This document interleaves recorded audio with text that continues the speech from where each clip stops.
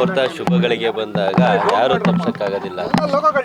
ಅದೇ ರೀತಿ ಇವತ್ತು ಶುಭ ಮುಹೂರ್ತ ಶುಭಗಳಿಗೆ ಶುಭ ಸಂದೇಶ ಬಂದಿದೆ.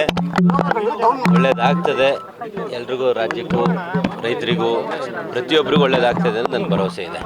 ತಮಗೇನಾದರೂ ನಿರೀಕ್ಷೆ ಇದೆಯಾ ಸರ್? ಹೇಗೆ ಇಲ್ಲ, ಮೊದಲನೇ ಹಂತದಲ್ಲಿ 12ರಿಂದ 15 ಜನ ಅಂತಿದ್ದಾರೆ.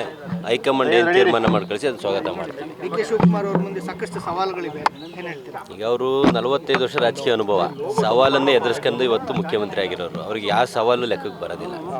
ದೇವರನ್ನ ಪ್ರಾರ್ಥನೆ ಮಾಡ್ತೀನಿ, ಸವಾಲು ಕೊಡಬೇಡ ಅಂತ ಪ್ರಾರ್ಥನೆ ಮಾಡಲ್ಲ. ಎಂಥ ಸವಾಲು ಕೊಟ್ಟರು ಎದುರಿಸೋ ಶಕ್ತಿ ಅವ್ರಿಗೆ ಕೊಡಲಿ ಅಂತ ಪ್ರಾರ್ಥನೆ ಮಾಡ್ತೀನಿ. ಶಾಸಕರು ಅನುದಾನದ ವಿಚಾರದಲ್ಲೂ ಸಹ ಬಹಳಷ್ಟು ಬೇಡಿಕೆ ನೋಡಿ, ಈಗ ಇವತ್ತು ಡೇ 1 ಇಲ್ಲಿಂದ 100 ಡೇಸ್ ನೋಡಿ, 100 ಡೇಸಿಗೆ ಬಂದ ನಂತರ ರಿಪೋರ್ಟ್ ತಗೊಳ್ಳಿ, ಕೊಡ್ತೀನಿ ಏನು ಕೊಟ್ಟಿದ್ದೀವಿ, ಏನು ಮಾಡಿದ್ದೀವಿ ಅನ್ನೋದನ್ನು. ಏನಾದರೂ ಚರ್ಚೆ ಮಾಡಿದ್ರೆ ಸರ್ ತಮ್ಮ ವಿಚಾರ ಸಂಬಂಧಪಟ್ಟಂತೆ ಏನಾದರೂ ನಾನು ಸಚಿವ ಸ್ಥಾನನ ಯಾವುದೇ ಕಾರಣಕ್ಕೂ ಮುಖ್ಯಮಂತ್ರಿಗಳಿಂದ ಬಳಿ ಕೇಳಿಲ್ಲ. KPC ಅಧ್ಯಕ್ಷರು ಈಗಲೂ ಅವರೇ ಇರೋದ್ರಿಂದ ಇಬ್ಬರು ಅದನ್ನ ವಿಷಯ ಕೇಳಿಲ್ಲ.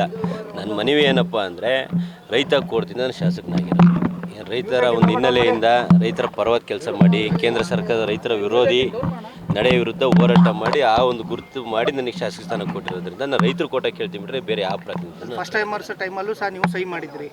ಹೇಳಿದ್ನಲ್ಲ, ಫಸ್ಟ್ ಟೈಮರ್ಗೆ 5ರಿಂದ 10 ಸ್ಥಾನ ಕೂಡ ಅವಕಾಶ ಮಾಡಿಕೊಡಿ ಅಂತ ಮನವಿ ಮಾಡಿದ್ದೆ. ಅದಕ್ಕೆ ಪೂರಕವಾಗಿ ಇವಾಗೆಲ್ಲ ತಾವು ಮಾಧ್ಯಮದಲ್ಲಿ ಆಗ್ತಾಯಿದ್ದೀರಿ, 10 ಜನಕ್ಕೆ ತಗೋಬೇಕು ಅಂತ ಹೈಕಮಾಂಡ್ ತೀರ್ಮಾನ ಮಾಡಿದೆ ಅಂತ ಸ್ವಾಗತ ಮಾಡ್ತೀನಿ. ಎರಡನೇ ಪಟ್ಟಿಯಲ್ಲಿ ಸಿಗೋ ನಿರೀಕ್ಷೆ ಇದೆಯಾ? ನೋಡೋಣ, ದೇವರಿದ್ದಾನೆ, ಅಧ್ಯಕ್ಷರಿದ್ದಾರೆ, ಮುಖ್ಯಮಂತ್ರಿಗಳಿದ್ದಾರೆ, ಹೈಕಮಾಂಡ್ ಇದೆ. ಥ್ಯಾಂಕ್ ಯು ಸಾಹೇಬ್ರು ಕರೀತಿದ್ದಾರೆ.